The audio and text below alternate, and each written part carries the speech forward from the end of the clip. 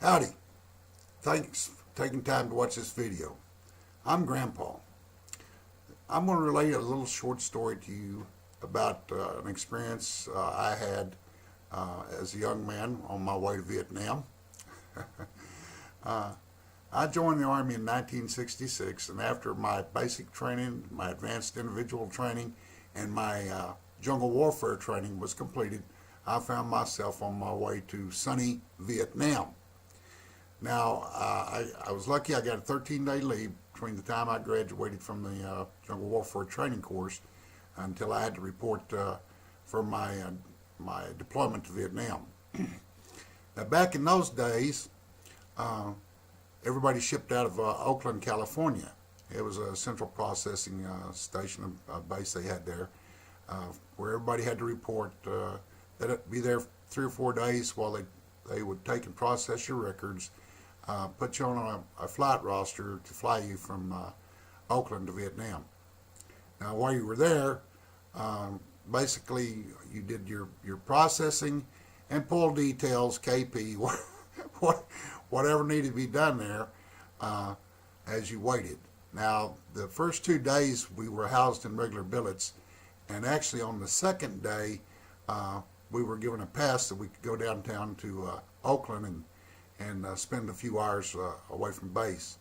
Now, in the meantime, I'd met another guy that was about my caliber. He'd grown up in the country too. Neither one of us had any worldly travels, knew much about anything outside of where we were raised, and the work ethic we were taught working out in the country and doing other jobs, and of course our basic training. So our social world outside of where we were raised was pretty limited.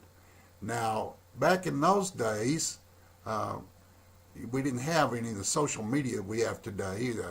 Basically, your social media was going to school and school functions and working and friends and family in your area.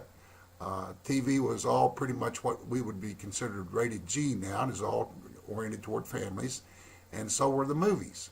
So that'll tell you a little bit about my life experiences. Either way, me and this buddy I met, we got our passes, and we wanted to go into town and to walk around and maybe go to a movie, get something to eat. And again, too, in those days, guys in the military did not travel in fatigues. You traveled in Class A uniforms, and back then we had either khakis or our greens. And the khakis was pretty much the primary mode because they were a little more casual. They looked good, looked really good, and they were easier to take care of than your dress greens. So me and my partner dressed up in our khakis, and off we went to town. Now, when we got there, we really didn't know what we were going to do. Basically, like I said, we thought we'd go see a movie and get something to eat. That was our big game plan.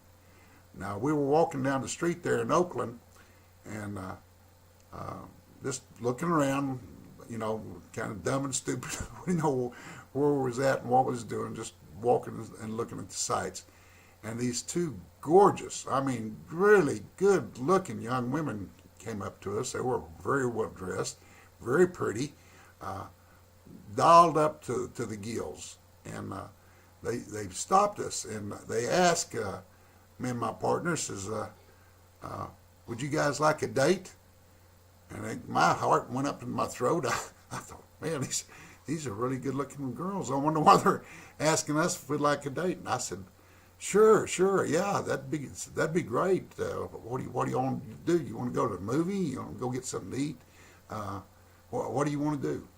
And they looked at each other and kind of smiled and said, "Go to a movie." And I said, "Yeah, you want to go to a movie?"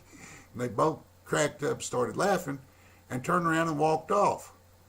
And I looked at my friend and I thought, well, I wonder what's going on. So I asked him. I said, "Well, what's the deal with that? Well, I thought they wanted to date." He said, "I did too." And I said, "Well, I guess they didn't want to go to a movie or go get nothing to eat." So,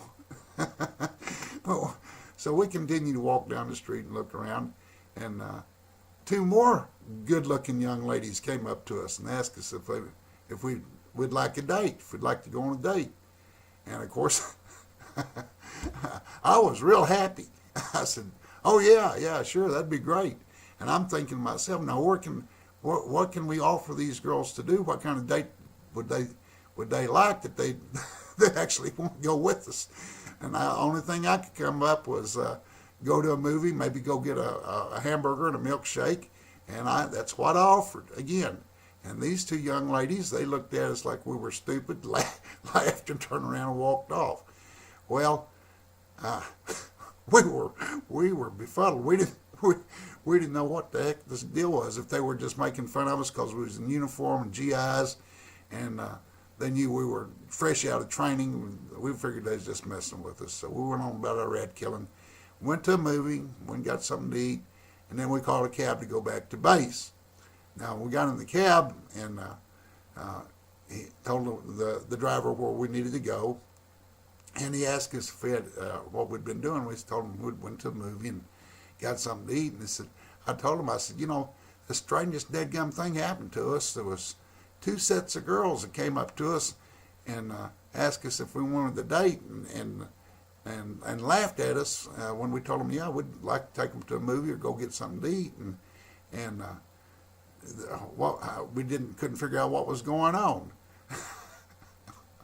Well, lo and behold, this cab driver lets us know pretty dadgum quick that what the real deal was these young ladies were prostitutes, and they was wanting to know if we wanted to buy some sex, and that was their way to do it.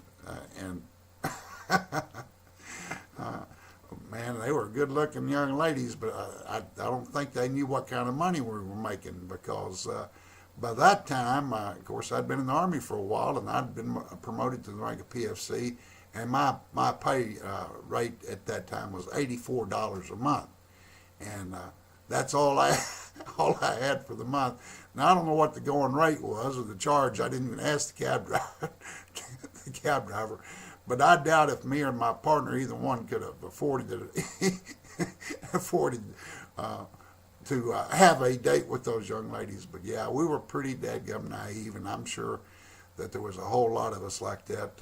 I know a lot of my buddies I met while I was in Viet Nam and basic and AIT and all that was, they're all country guys and hadn't been around, and just, straight off the farm and into the military. But anyway, that's my little story, and I have to admit I was very disappointed we didn't get them dates with them good-looking girls. But life in the fast lane, you learn something new every day.